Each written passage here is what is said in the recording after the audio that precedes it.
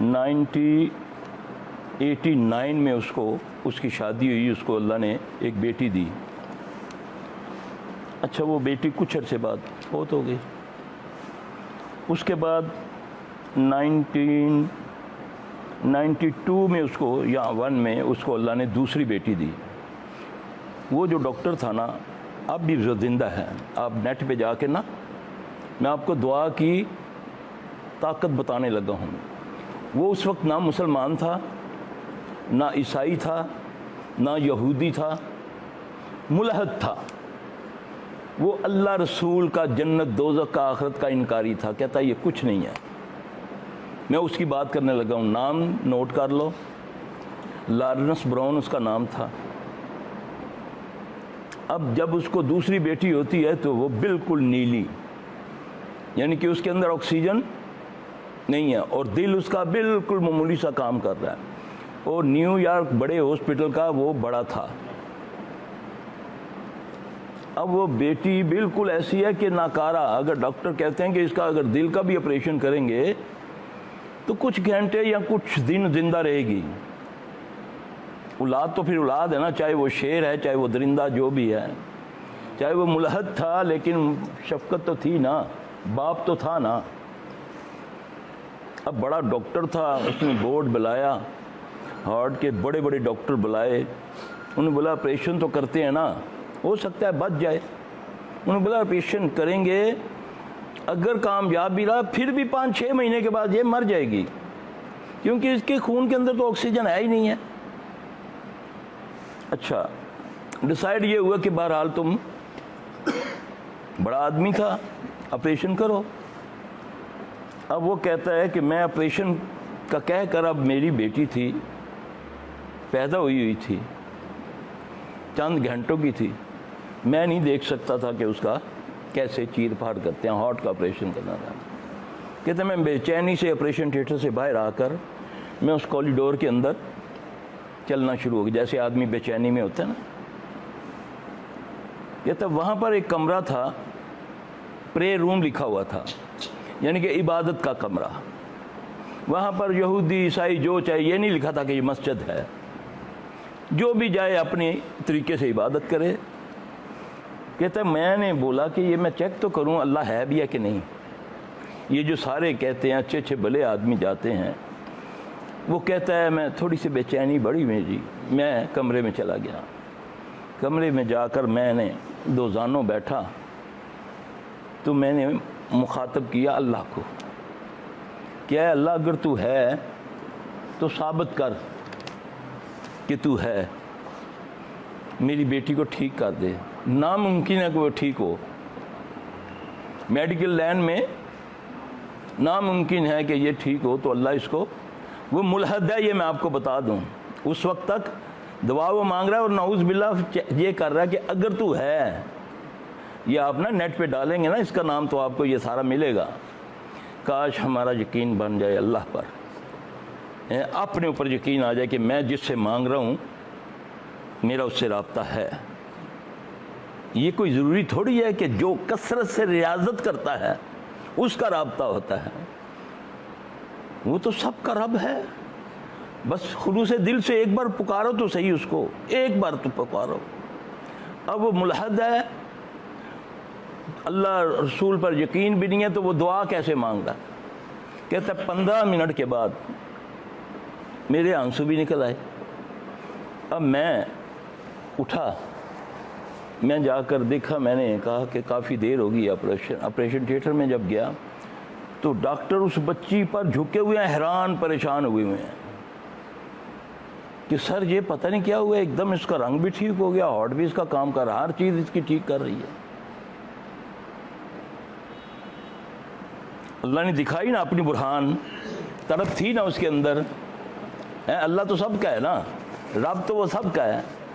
اب کہتا ہے کہ میرے دل میں خلش پیدا ہوئی کہ میں دیکھوں کہ یہ جو لوگوں میں گروہ بندی ہے، کوئی یہودی بنا ہوا ہے، کوئی عیسائی بنا ہوا ہے، کوئی کچھ بنا ہوا ہے، تو ان میں کون صحیح ہے؟ کہتا ہے میں گیا یہودیوں کے پاس، یروشلم تک گیا، اسرائیل تک گیا، میں نے تحقیق شروع کی ان کی کتابوں کی، دل مطمئن نہیں ہوا۔ پھر میں عیسائیوں کے پاس گیا، اٹلی تک گیا، بڑے بڑے جو ہیں ان کو بھی میں ملا، لیکن میرا دل مطمئن نہیں ہے۔ پھر میں انڈیا آیا، وہاں پر میں نے ہندوؤں کو جانچا، ان کی تحقیق کی، لیکن میں مطمئن نہیں تھا۔ پھر میں چائنا چلا گیا، وہاں بدھ مذہبوں کو میں نے دیکھا، بے چین ہو کے واپس آ گیا۔ واپس میں اپنے ملک میں آیا تو ایک دن ایک چھوٹی سی مسلمانوں کی عبادت گاہ تھی، مسجد نا، تو کہتا ہے میں نے بولا کہ یار دیکھوں ان کو، دیکھوں یہ کیا ہے، حالانکہ مجھے سب سے زیادہ نفرت مسلمانوں سے تھی۔ کہتا ہے میں مسجد میں جانے لگا ہوں تو ایک دم میں ڈر کے پیچھے ہٹ گیا ہوں۔ پھر میں نے جا کے اس کی جیسے ہی اندر داخل ہونے لگا ہوں، پھر میں نے کوشش کی تو ایسے لگا کہ جیسے کوئی ٹھنڈی چیز میرے سینے میں آئی ہے۔ کہتا ہے میں اندر نہیں جا سکا، ڈر گیا اس ٹھنڈک کی وجہ سے۔ میں نے دل میں سوچا کہ یار ان کی کتاب ہے ایک قرآن نا، میں اس کو ذرا پڑھتا ہوں۔ کہتا ہے جب میں نے قرآن کی سٹڈی شروع کی تو میرا اللہ دل کھولتا گیا۔ آج اس نے 8 کتابیں اسلام کے اوپر لکھی ہیں۔ میرے بھائی مایوس نہ ہوا کرو، دیکھو اللہ نے اس کو ہدایت دینی تھی، وہ طریقہ کیا تھا؟ یہ اللہ کا فضل ہوتا ہے۔ کوئی تکلیف بھی آ جائے تو اگر اس پر صبر کرو گے تو یہ سمجھو، کیونکہ نبی صلی اللہ علیہ وسلم نے فرمایا کہ مومن کو کانٹا چبھنا اور اس کا اس پر شکر کرنا۔ کانٹا چبھ جائے، ہمیں تو یہ ہے نا کہ کوئی چیز ہوئی تو ایک دم گالی دیتے ہیں، ٹھیلا لگ گیا ہاں جی تاں گالی، گاڑی کا ٹائر پنچر ہو گیا، ٹائر پنچر والے کو بھی گالی، گاڑی والے کو بھی گالی، اپنا بھی پیر پنیا، گڈی بھی زور دے ماری، دروازہ کھولا ہے۔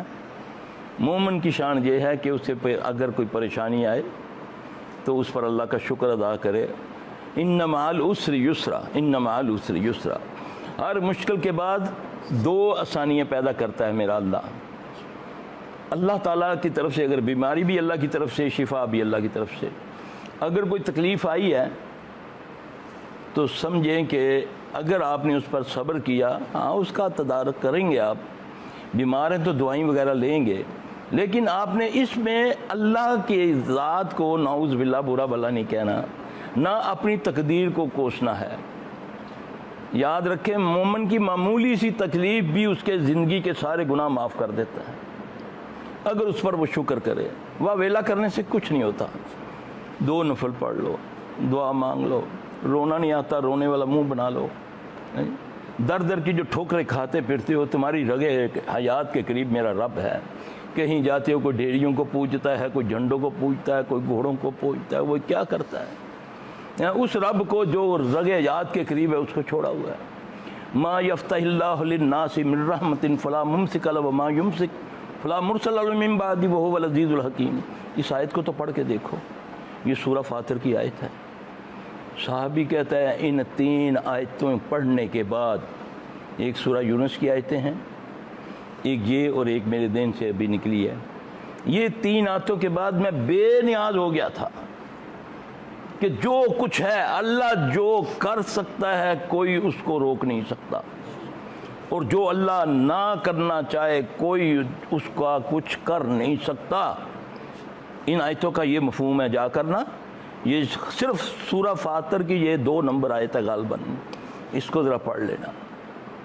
اللہ تمہیں کوئی نقصان پہنچانا چاہے تو پھر تمہیں کوئی روک نہیں سکتا۔ جب ہمارا اللہ پر یہ بلیو ہوگا تو پھر اللہ کی مدد آتی ہے۔ اللہ پھر کہتا ہے، میں خود کہتا ہے اللہ، ان الذین قالوا ربنا اللہ ثم استقاموا، جو یہ کہتے ہیں کہ میرا رب اللہ ہے اور اس پر ڈٹ جاتے ہیں۔